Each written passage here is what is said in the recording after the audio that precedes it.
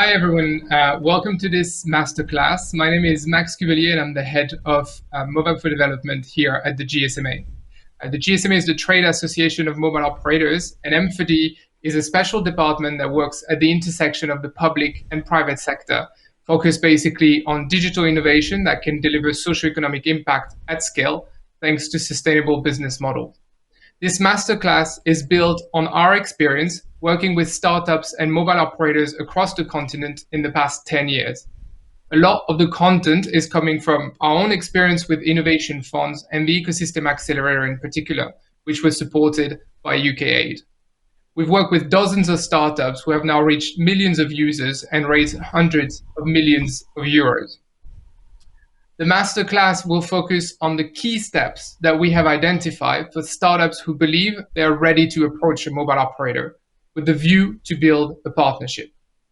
You'll find that a lot actually applies to partnerships with large organizations more broadly, but the examples will focus on mobile operators.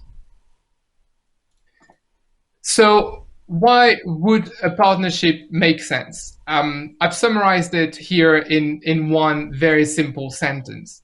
The mobile operators have reached the scale that startups lack, while the startups are developing the local innovation that mobile operators need.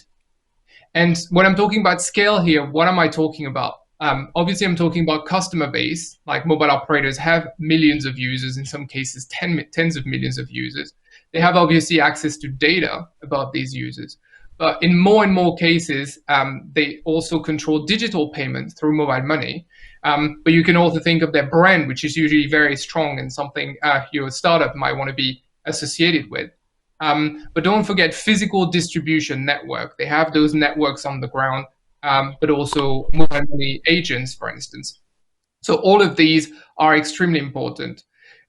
We'll come back to the second part of this sentence, because this is where a lot of startups actually miss the opportunity. But on paper here, we have a match made in heaven. Mobile operators with scale looking for more innovation, startups with innovation looking for more scale. However, the reality can be quite different. And what we're going to do today, we're going to be exploring 4 key steps that will help put your startup on the road to partnerships. So before we begin, we're assuming that your house is in order. By this, I mean you've reached a stage where you have something to offer your potential partner, and you're committed to show your best self. What I mean by that, for instance, is that you've already raised some funding.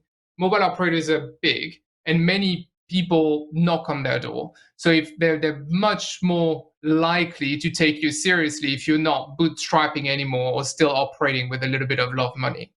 What I also mean is that you've got the right team. They're your best ambassadors, and they will get the job done once a partnership is agreed on.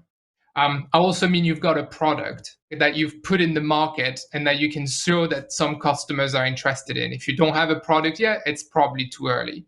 And finally, you've got a business model. You know how you expect to make money eventually. So if you're in that situation, we can go to the first step. The first step is understanding the industry. Once you've done all the checks that I talked about, basically, you need to build your knowledge on 2 things. The first one is, what language does the industry speak? And the second one is, what are the key trends that you must be aware of? In other words, what keeps a mobile operator CEO up at night? In terms of the language of the industry, you need to know what an ARPU is, an average revenue per user, for instance, what churn is, or what the difference is between prepaid and postpaid, or the difference between 2G, 3G, and 4G. It's also critical, as I said, to understand the key trends. They will vary in each market, but you're likely to find the following in some shape or form. First, the battle has moved from customer acquisition to customer retention, now that many users already have access to a mobile phone. Second, mobile operators are looking at improving operational efficiency. If you have a solution in that area, you're very likely to get a lot of interest there.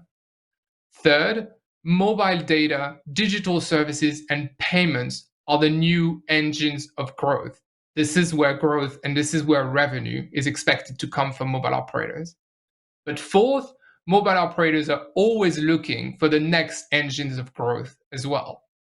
So it's good to understand where the industry stands, but also how it potentially will impact your business. Now, you need to understand beyond the industry, the market. You need to get a sense of what your specific market is like. And to be fair, you should have done that from the start if you're building a digital product. Think, for instance, what percentage of the population is covered by a mobile network? And more specifically, what percentage of the population is covered by a mobile internet network? Are there big differences between urban areas and rural areas in terms of coverage, in terms of usage? Are there big differences between men and women? In some markets, it is still a reality. What proportion of users are prepaid versus postpaid? What's the average revenue per user, the output that I mentioned earlier? How much data does the average user consume? How many mobile money accounts are there in the market? How many of those are active? How many mobile money agents are there out there? So, and obviously you need to understand how different this is for each operator, and also look for any strategic initiatives or priorities that they might have been launching recently to give you a sense of the direction they're going towards.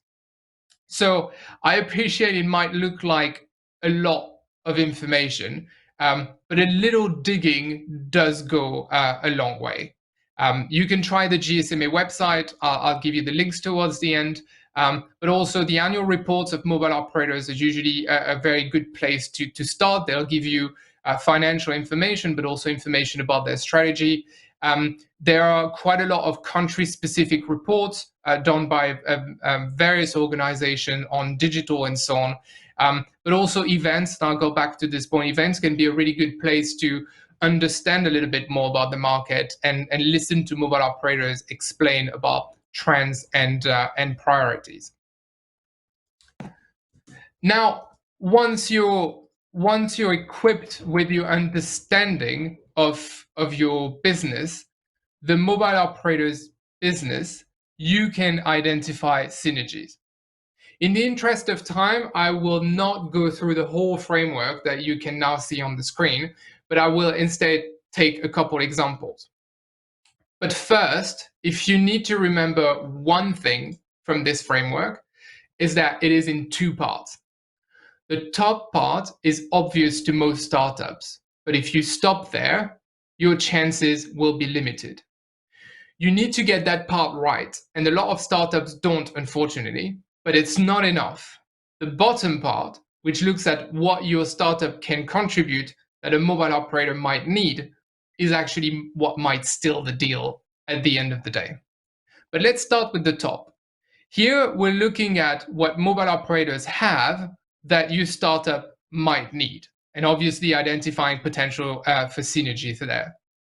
The biggest mistake that we see is a startup getting a contact with a mobile operator, pitching there, the pitch goes well, and then the mobile operator asks, how can we work together? And the main ask from the startup is asking for free megabytes of data or free SMS or free anything. First, if you meet someone for the first time and ask them to take you to lunch for free, it's very unlikely that you will build a very strong, long-lasting relationship with them. But more importantly, a free megabytes of data or free SMS really can't be the only thing a mobile operator can contribute. Remember the sentence on my first slide. Mobile operators have reached the scale that startups need. I listed the assets at that time, customer base, distribution networks, mobile payments, brand, and so on. Well, you need to think through each of these, like what is it that you might need from the mobile operator. So one example, for instance, if you take MTN, they have partnered with a lot of pay-as-you-go solar companies across Africa. And in that case, that partnership included distribution, but also brand, like Lumos in Nigeria, for instance, branded their kits with MTN, leveraging the MTN brand, but also payments, for instance. But now, if I look at the bottom part, which is actually probably the most important one here, here we're looking at what mobile operators need that startup have. So basically, what are you bringing to the table and why it matters to the mobile operators? I've gone through the key trends earlier, so use those trends in your favor. The mobile operators, for instance, need to retain and add value to the customers. What can you bring to the table to that regard? I'll take two examples, for instance. First, farmers. If you've developed a great solution linked to agriculture for farmers, for instance, that is great. Farmers are hard to reach. It is harder for mobile operators to create solutions for them and so on. So they'll likely be interested in your product if it's mature and fits within their strategy. One example, for instance, is Safaricom in Kenya. Their whole DigiFarm strategy, which is basically their whole offering towards farmers, is based on working with agri-tech startups. They actually do the same on education. They're working with the startup Eneza that's now also replicated in Ghana and in Cote d'Ivoire, and they rely on them to build their value proposition on the education front. The second example I wanted to take is B2B. It does not apply obviously to all startups, but if your startup is a B2B startup, this could be actually very interesting for a mobile operator. Like business customers are harder to get, but they bring in a lot more revenue, they churn less, so they're very valuable for mobile operators. If you have an offer that targets these clients, they're likely to be interested in hearing what you have to say. So now we can move to the pitching. Actually, well, before you pitch, you need to know who to pitch to. And here I have a word of warning. You will probably not get it right the first time. It might take a few meetings for you to get to the right person who has decision power. So how do you find a contact, and if possible, the right contact? Well, there's all the desk research that you can do using LinkedIn, using Twitter, for instance, to try and identify who's most active and what they do within the mobile operator. Please don't add everybody directly, though. Take the time to understand the structure of it. And just don't click connect on LinkedIn. Personalize your message. You're much more likely to create a good relationship that way. You also need to probe your networks. The mobile operators are big and they employ a lot of people. So if you're based in the capital city, for instance, you might know someone at a mobile operator or know someone who knows someone or an ex-employee. They're unlikely to be the right point of contact for you, but they can help you understand the structure or introduce you to the right person.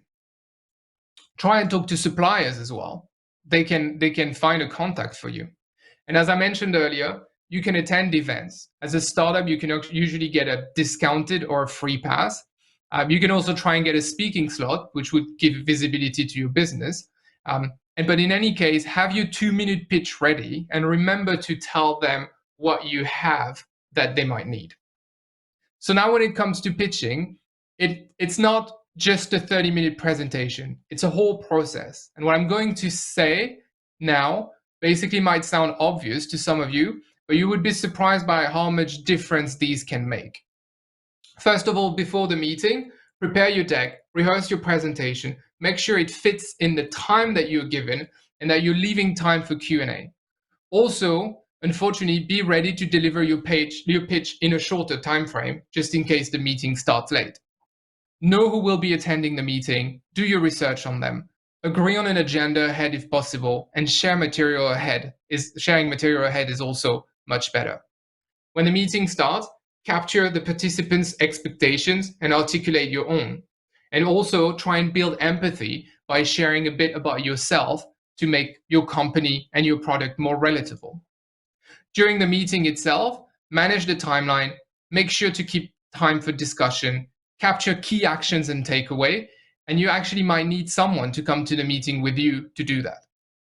At the end of the meeting, ask explicitly if objectives were met, and if not, what still needs to be covered. What are the next steps, basically? Inquire about the decision-making process as well, so you know how the relationship will evolve, and debrief with your team and capture your thoughts straight after. Now, after the meeting and before the next one, follow up on the key actions, share additional material if relevant that came up in the conversation, and give people time to come back to you. But also don't hesitate to follow up. I would say adapt your communication style to the clues that you were giving during the first meeting. Should you send an email or follow up by phone? Was it mostly formal or actually quite informal? And then follow the same process again for the second meeting, for the third meeting, or the fourth meeting. Because I might have forgotten to mention, it definitely won't be a sprint, but more one of those like crazy Ironman triathlon. It will take a bit of time to get to a collaboration. Now, finally, if you want to make the collaboration work, if you've basically shaken on a deal and secured a partnership, how do you make sure that things work out? Well, a few tips here. You need to set up the collaboration structure. You need to set up joint KPIs, a steering committee with meetings held on a monthly basis, but also like some kind of fixed agenda that you can follow to get most out of the meetings. You need to keep the lines of communication open, become basically the central point of knowledge for the collaboration, and continuously expand your network within the mobile operator. And also get all the key stakeholders to agree on the objectives of the collaboration and what needs to be done to fulfill the value proposition. And finally, stay close and committed. Assign a client lead, either yourself or someone in your team.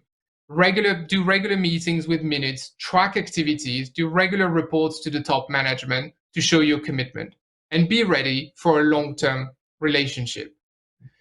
At the end of the day, you're the startup. You're the fast one, you're the agile one, you're the responsive one, and your MNO partner, your mobile operator partner, will expect that from you and be guided by you.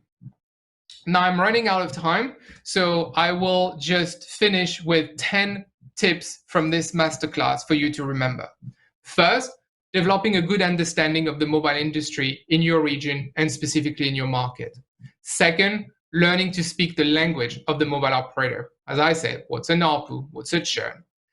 Third, understand the haves and the needs on both sides. And don't just stop at what the mobile operator has that you might want. Also look at what you might have that they might need. Fourth, be persistent until you engage with the right people. Fifth, approach this basically as a sales effort. Build strong one-on-one relationships and be proactive in following up. Sixth, build trust in your solution and your ability to deliver. Seventh, understand how your solution will affect the mobile operators and how to make it work for them.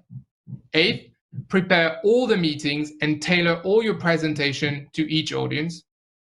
9, be prepared to assume most of the initial workload. Once you've proved your worth and things are working, things will gradually change. And finally, 10, manage the onboarding process and assign one clearly accountable contact person who will manage the relationship. So this basically takes us to the end of this masterclass. You will find on this page a link to the M4D website, which shows you the bulk of our portfolio, as well as to the Ecosystem Accelerator, where you will find the information that I shared today, as well as much more. You also have the framework, for instance, that I presented, which is detailed with a lot of examples and presented in a practical way that will help you take your startup through it.